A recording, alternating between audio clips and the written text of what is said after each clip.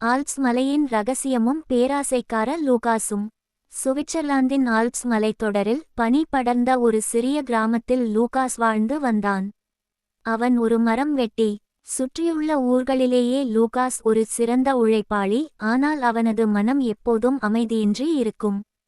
அண்டை வீட்டில் இருப்பவன் ஒரு புதிய குதிரை வண்டி வாங்கினால் லூகாஸால் அன்று இரவு தூங்க முடியாது. அவனுக்கு மட்டும் எப்படி வசதி வந்தது என்ற பொறாமையும், எனக்கு மட்டும் ஏன் இன்னும் செல்வம் சேரவில்லை என்ற பேராசையும் அவனை அரித்துக் கொண்டிருந்தது. அந்த மர்மமான குகை. ஒரு கடும் குளிர்கால காலைப்பொழுது. லூகாஸ் வழக்கத்திற்கு மாறாக காட்டிற்குள் வெகு தூரம் சென்றுவிட்டான். அங்கே பனிப்பாறைகளுக்கு இடையே ஒரு பழங்கால குகை இருப்பதைக் கண்டான். உள்ளே சென்றபோது அங்கிருந்த ஒரு பீடத்தில் பழங்காலத்து வெள்ளி கோடரி ஒன்று மின்னிக் கொண்டிருந்தது. அவன் அதை தொட்டவுடன் ஒரு குரல் கேட்டது. அது அந்த மலையின் தேவதை. விடப்பெரிது, லூகாஸ், இந்த கோடரியை நீ எடுத்துக்கொள். இது சாதாரணமானது அல்ல. நீ ஒரு பாயிண்ட் மரத்தை வெட்டும்போதெல்லாம் அதன் அடிமரத்தில் இருந்து ஒரு தூய தங்கக் கட்டி வெளிப்படும். ஆனால் நினைவிருக்கட்டும், சூரியன் உதிப்பதற்கும் மறைவதற்கும் இடையில் 3 மரங்கள் மட்டுமே வெட்டப்பட வேண்டும். 4வது மரத்தை தொட்டால் நீ இதுவரை பெற்ற அனைத்தும் மறைந்துவிடும். விடப்பெரிது, செல்வச் செழிப்பு. லூகாஸ் வீட்டிற்கு வந்து சோதனை செய்தான். முதல் மரம் விழுந்தபோது ஒரு தங்கக்கட்டி கீழே உருண்டது. அவனுக்கு தலைகால் புரியவில்லை. சில மாதங்களிலேயே லூகாஸ் அந்த கிராமத்தின் மிகப்பெரிய நிலச்சுவாசி ஆனான். ஜெர்மனியிலிருந்து இறக்குமதி செய்யப்பட்ட விலை உயர்ந்த கம்பளி ஆடைகள், இத்தாலியிலிருந்து கொண்டு வரப்பட்ட திராட்சை ரசங்கள் என அவன் வாழ்க்கை ஆடம்பரமாக மாறியது. ஆனால் அவனது கண்கள் எப்போதும் மலை உச்சியையே பார்த்து கொண்டிருந்தன.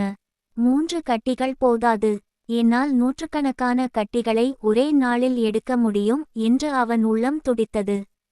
பேராசையின் உச்சம். ஒரு நாள் பெர்ன் நகரிலிருந்து ஒரு பெரும் வணிகன் லூகாஸை பார்க்க வந்தான். அவன் அணிந்திருந்த வைர மோதிரங்களைக் கண்ட லூகாஸின் பேராசை கட்டுக்கடங்காமல் போனது. இன்று ஒரு நாள் மட்டும் தேவதையின் விதியை மீறினால் என்ன? வானம் இடிந்து விழுந்துவிடப் போகிறதா என்று எண்ணினான். அன்றிரவு நிலவு உச்சியில் இருந்தபோது லூகாஸ் ரகசியமாக காட்டிற்குள் சென்றான். முதல் மரம் வெட்டினான். ஒரு தங்கக்கட்டி விழுந்தது.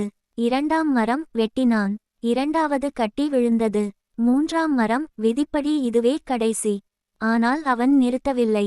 அவன் 4வது மரத்தின் மீது கோடரியை ஓங்கியபோது காடே அதிரும் வகையில் ஒரு பயங்கர சத்தம் கேட்டது. திடீரென மலையிலிருந்து ஒரு மாபெரும் பனிச்சரிவு ஆவலாஞ்ச் ஏற்பட்டது. அனைத்தும் மறைந்த நொடி. லூகாஸ் பயந்து போய் ஓட முயன்றான். ஆனால் அவனது கால்கள் பனியில் சிக்கிக்கொண்டன.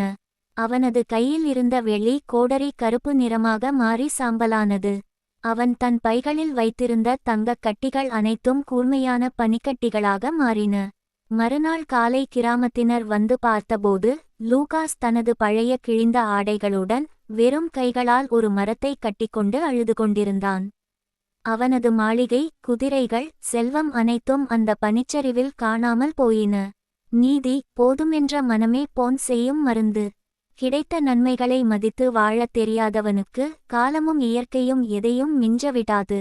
லூகாஸ் இன்று ஐரோப்பாவின் தெருக்களில் ஒரு சாதாரண பிச்சைக்காரனாக, பேராசையின் எச்சரிக்கையாக அலைந்து கொண்டிருக்கிறான்.